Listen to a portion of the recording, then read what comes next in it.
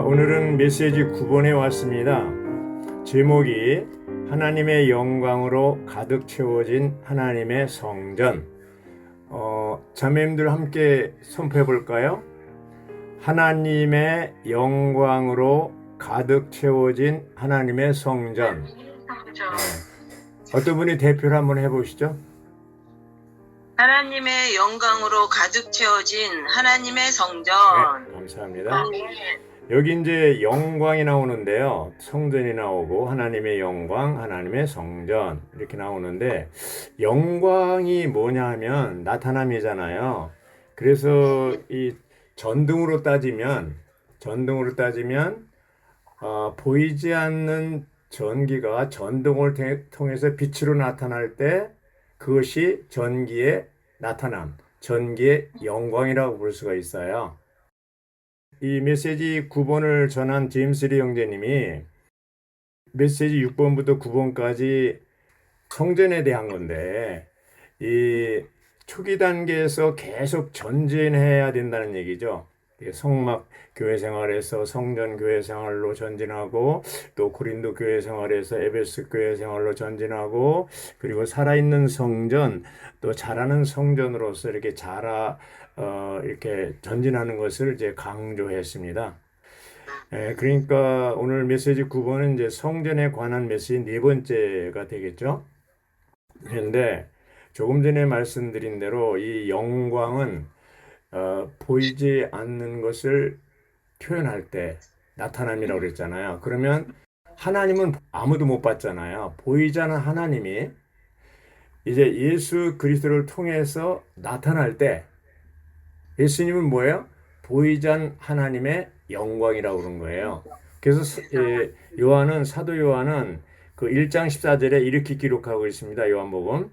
말씀께서 육체가 되시어 우리 가운데 장막을 치시니, 그렇죠?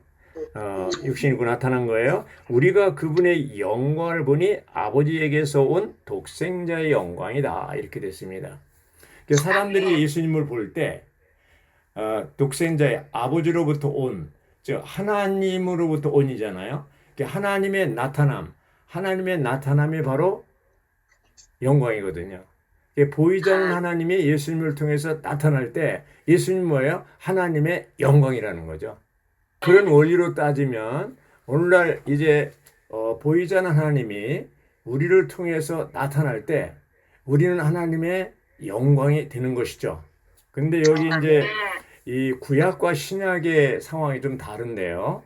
이 제목이 이제 로마자 2번의 근거에서 나왔어요. 하나님의 영광이 성막과 성전을 가득 채웠음 해가지고 출애굽기 40장과 열왕기상 8장 예를 들었는데, 여기 이제 구약에는요, 이 성막 혹은 성전을 건축할 때 뭘로 건축했어요? 물질로 된 것이에요. 물질로.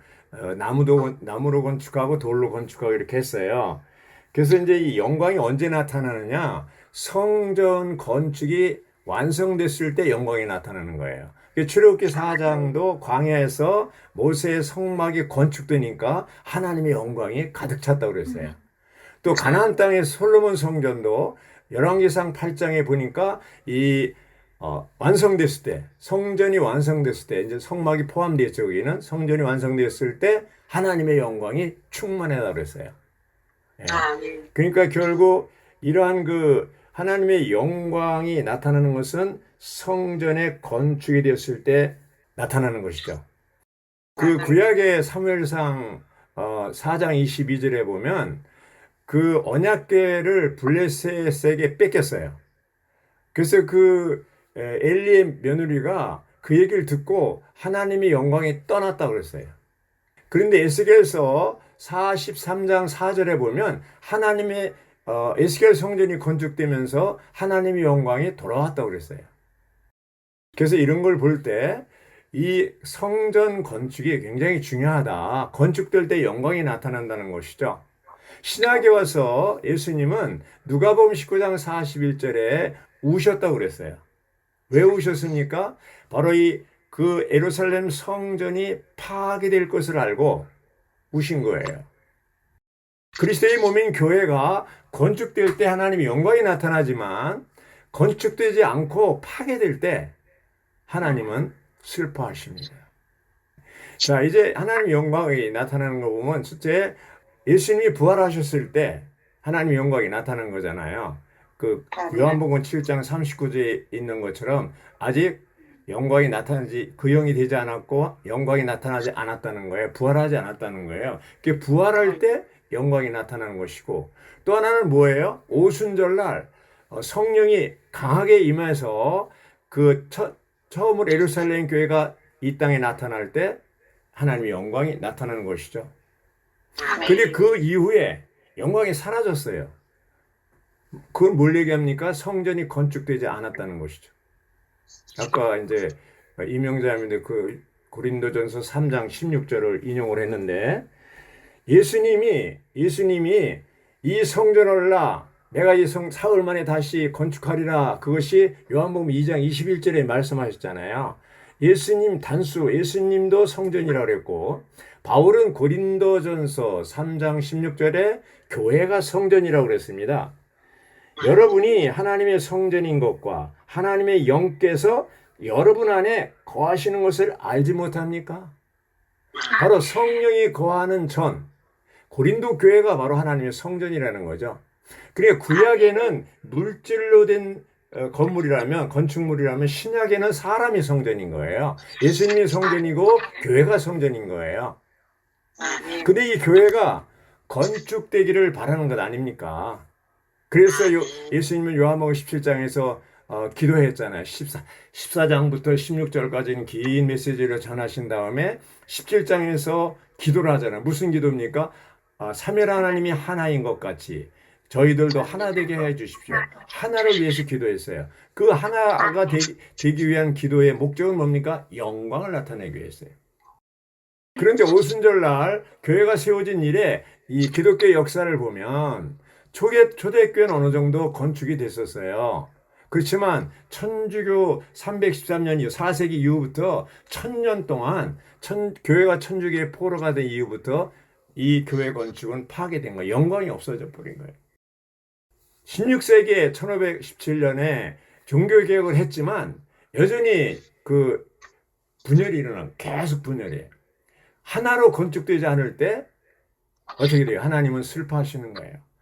누가복음 19장 41절에 예수님이 예루살렘 성전을 보고 슬퍼하신 것은 물질적인 성전이지만 영적인 성전, 이런 그 성전이 파괴될 때, 건축되지 않을 때 여전히 하나님은 눈물을 흘리십니다.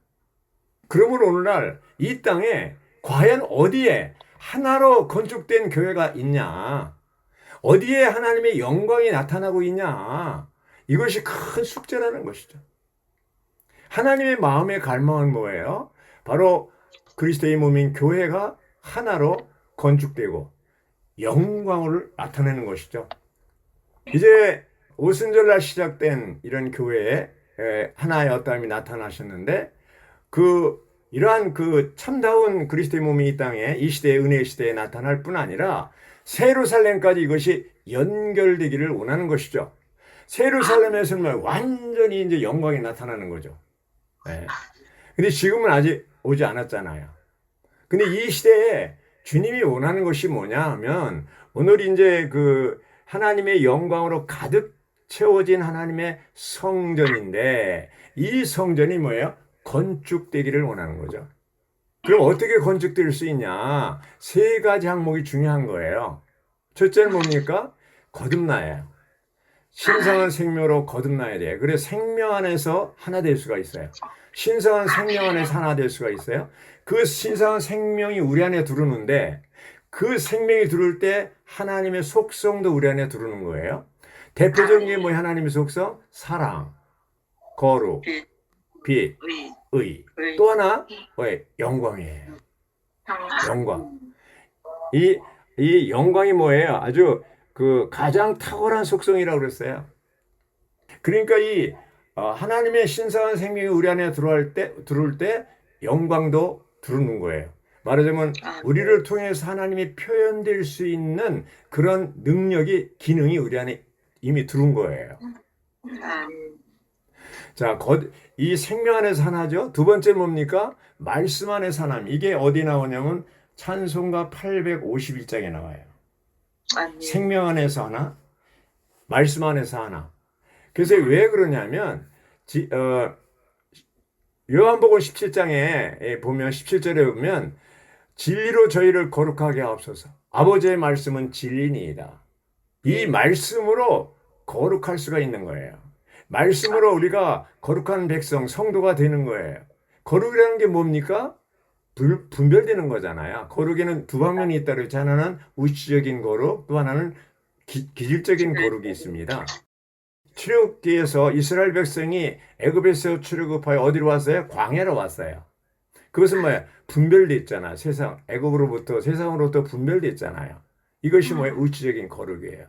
우리는 어떤 사람입니까? 바로 세상으로부터, 종교로부터 그리스도 안으로, 회복 안으로, 교회 안으로 들어왔잖아요. 이것이 뭐예요? 우시적인 거룩이에요.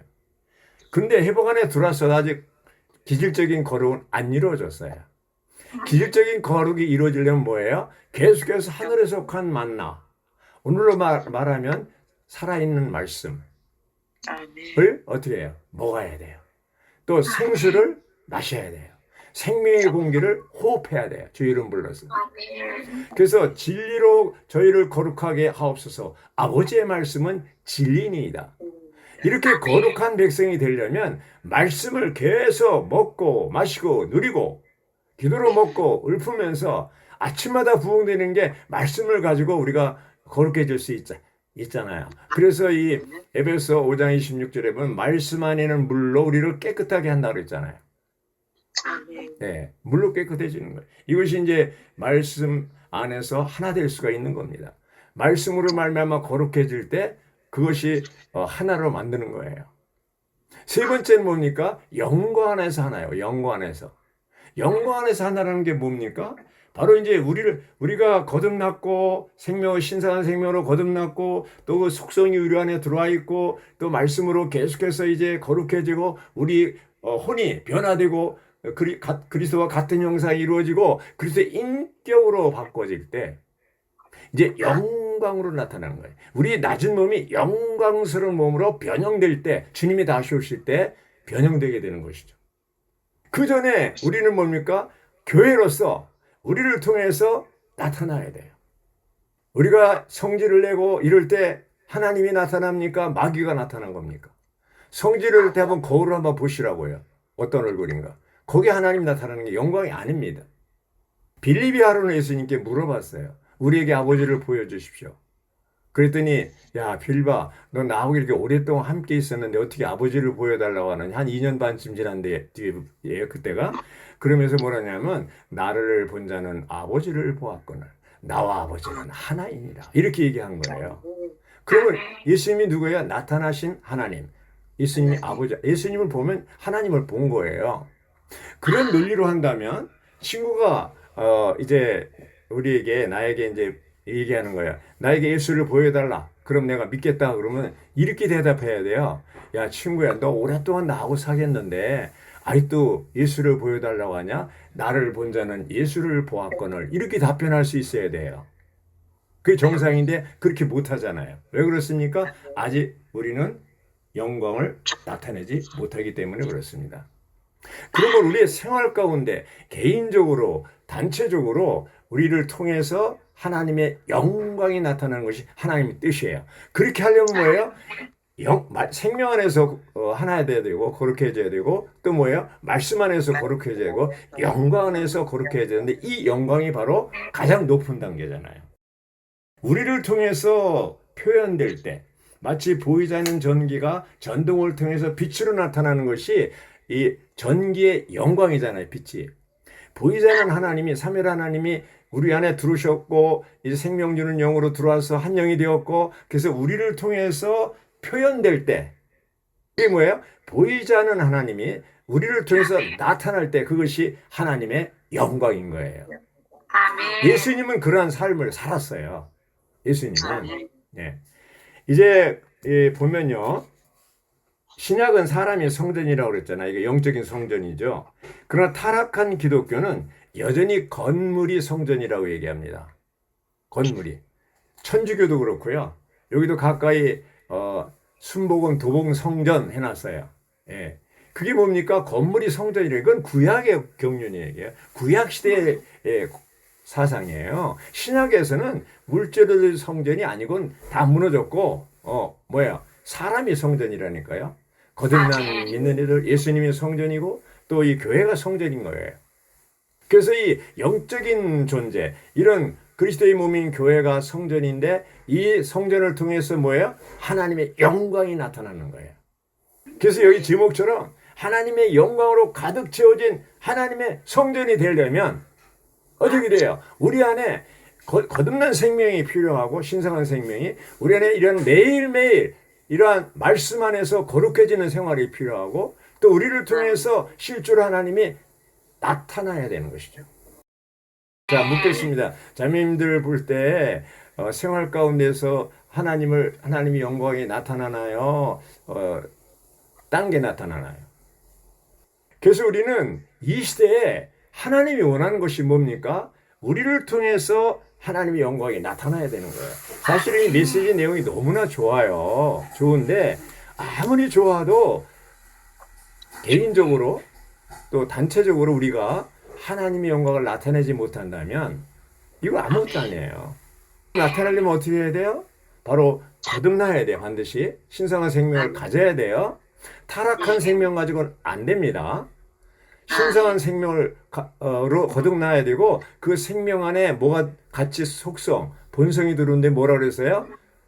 사랑, 거룩, 의, 빛, 영광, 은혜 이런 것이 같이 들어오는 거예요. 이미 우리 안에 그런 속성이 들어왔기 때문에 할 수 있어요. 영광이 나타날 수가 있어요. 계속적으로 주님의 임재 안에 거해야 되는 거예요. 스데반이라는 사람 보십시오. 스데반이 그 사도행전에 보면요. 이제 여기 오늘의 양식도 나오죠. 스데반 7장 55절에 보면 스데반이 성령으로 충만하여 눈여겨 하늘을 쳐다보니 위로 쳐다보는 거죠. 하나님의 영광과 예수님께서 하나님 오른편에 서 계신 것이 보였다고 그랬습니다. 뭐가 보였어요? 하나님의 영광이 보이고 예수님이 서 계신 것이 보였어요. 이때 스데반은 지금 돌에 맞아 순교하는 순간이잖아요. 근데 그 전에 6장 15절에 보면 이 유대인들이 스데반의 얼굴을 보니까 천사의 얼굴처럼 빛났다고 그랬어요. 그게 뭐예요? 영광이죠. 예. 이런 가운데 이제 돌에 맞아 죽으면서도 스데반은 아버지여 저들의 죄를 용서하옵소서. 자기 하는 일을 모릅니다. 예수님이 십자가에서 기도하는 것을 그대로 기도했는데 여기 이제 베드로전서 4장 14절에 보면요. 그 영광의 영, 곧 하나님의 영께서 여러분 위에 안식하고 계시기 때문입니다. 그랬어요. 위에 안식한다는 게 뭡니까? 예수님이 이제 모든 것을 사역을 완성하고 죽고 부활하고 승천하셨어요. 승천 후에 하나님 보호자에 안식하고 계시는 거예요. 이 핍박 가운데 고난 가운데 있는 사람들은 이러한 모든 것을 성취한 그리스도를 안식하고 계신 그리스도를 누릴 필요가 있어요. 스데반도 눈을 열어서 보니까 위를 쳐다보니까 하늘을 쳐다보니까 뭐가 보였어요? 안식하고 계시는 그리스도가 계시는데 스데반이 이제 순교하기 직전에 있기 때문에 예수님이 앉아있지 않고 서서 계셨다고 그랬어요. 격려하는 거죠. 스데반 잘 싸워라. 예. 그리고 어느 놈이 이렇게 우리 스데반에 해를 입히는가 그걸 보고 계시는 것이죠. 자 보십시오.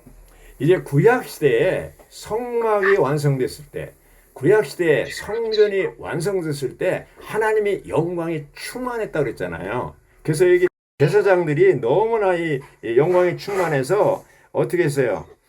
서서 섬길 수가 없다고 그랬어요. 예. 여호와의 영광이 너무나 가득 찼기 때문에. 예, 그렇죠.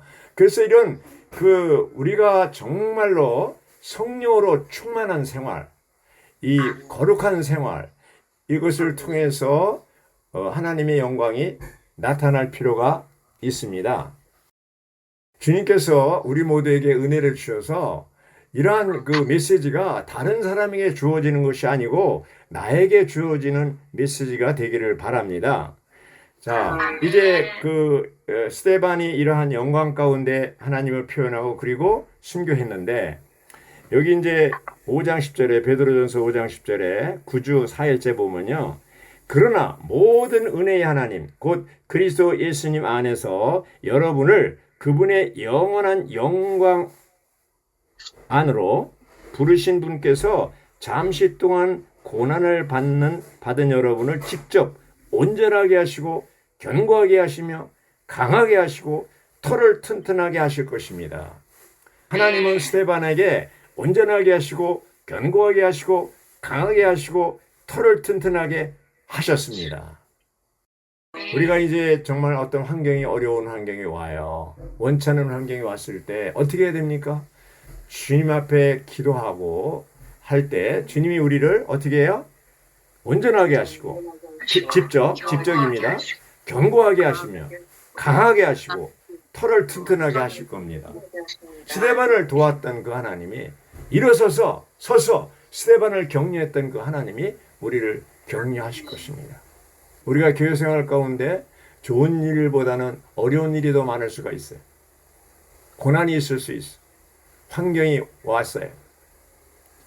건강도 안 좋을 수 있어요. 이러한 그 많은 어려운 환경이 나에게 주어졌을 때 누가 우리를 견고하게 합니까? 바로 성령께서 하나님께서 우리를 영광의 영께서 우리를 견고하게 하고 강하게 하고 털을 튼튼하게 하실 것입니다.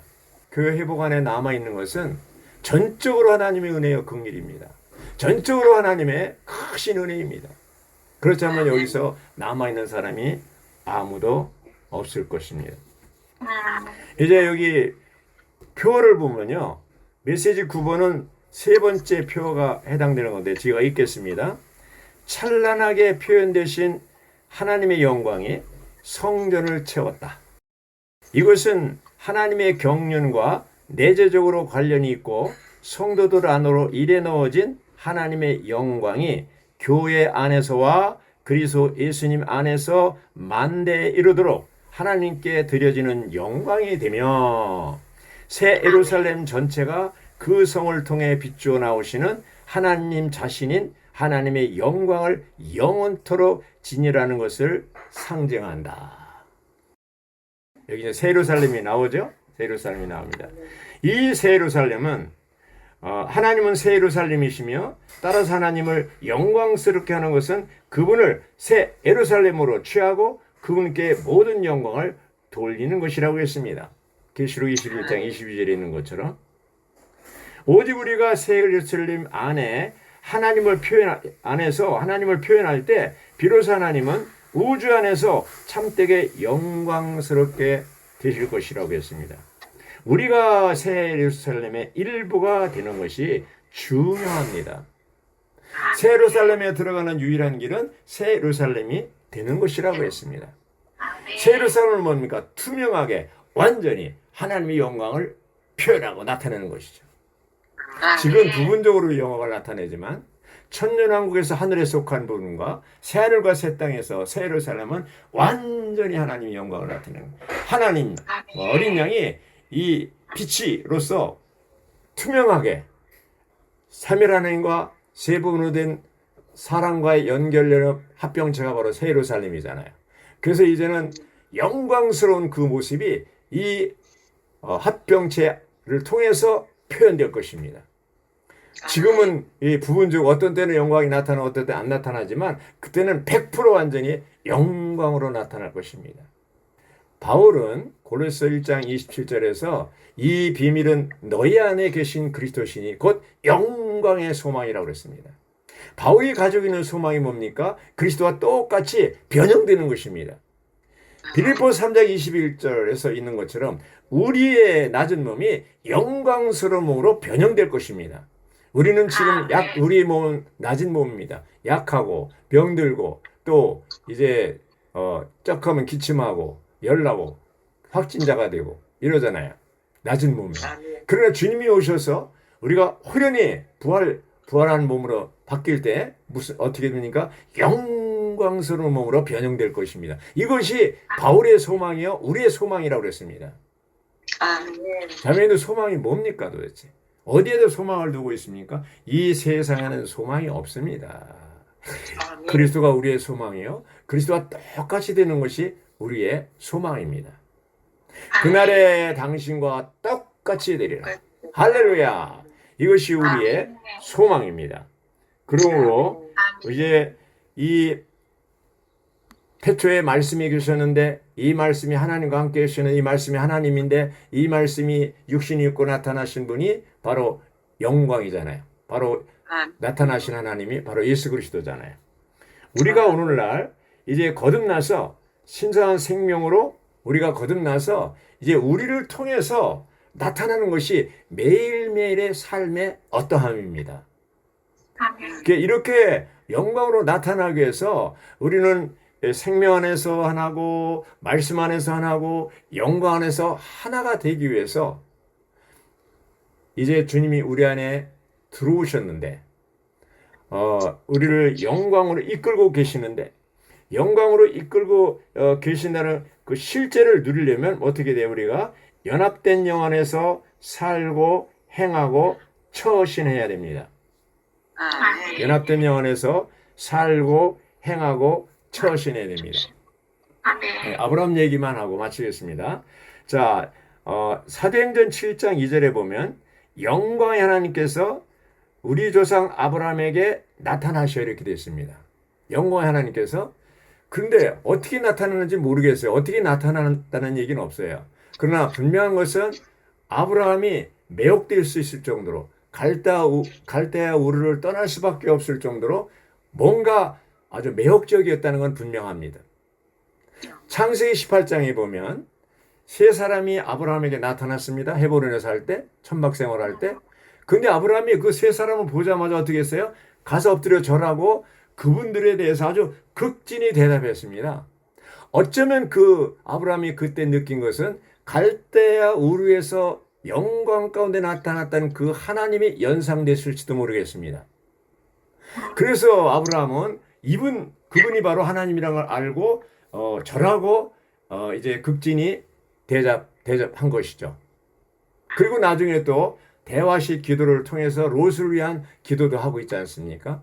아브라함은 이러한 그 영광으로 나타난 하나님을 이미 예수님이 성육신 되기 전에 벌써 만난 것입니다. 사람을 만난 것. 예수님은 이 땅에 육신으로 오실 뿐 아니라 죽을 때도 사람의 아들로 죽었고 부활할 때도 사람의 아들로 부활했고 승천할 때도 사람의 아들로서 부활하고 하나님 보좌 앉아 계실 때도 사람의 아들로 앉아 계십니다. 스데반이 쳐다본 그 예수는 사람의 아들이 사람의 모습입니다. 이제 어린 양과 보좌라고 할 때 어린 양 안에 하나님과 어린 양의 보좌라고 그럴 때 어린 양 안에 하나님의 어린 양 안에 계시고 보이는 것은 사람의 아들일 수밖에 안 보이는 거예요. 오늘날도 우리가 우리 안에 계신 하나님, 우리를 통해서 이제는 나타나야 되는데 매일매일 생활 가운데서 우리는 말씀 안에서 거룩한 생활하고 또 생명 주는 영, 주합하는 한 영이라 연합된 영 안에 살고 행하고 처신함으로써 우리를 통해서 하나님의 영광이 나타날 수 있기를 바랍니다. 이러한 생활을 할 때 결국 뭡니까? 지금 하나님의 영광을 나타내는 생활하지 못하면 1000년 동안 그렇게 할 수가 없고 지금 이기는 생활하지 못하면 1000년 동안 이기는 자로서 공동왕도 할 수가 없습니다. 그러면 오늘날 영광을 나타내는 것도 지금 나타내야 그날에도 나타낼 수가 있는 겁니다. 지금 하나님의 영광이 나를 통해서 우리를 통해서 나타날 수 있고 이것이 이기는 삶이요. 또 주님이 오실 때 그리스도의 심판돼서 이제 1000년 동안 왕노릇 할 수 있는 특권을 부여할 것입니다. 아멘.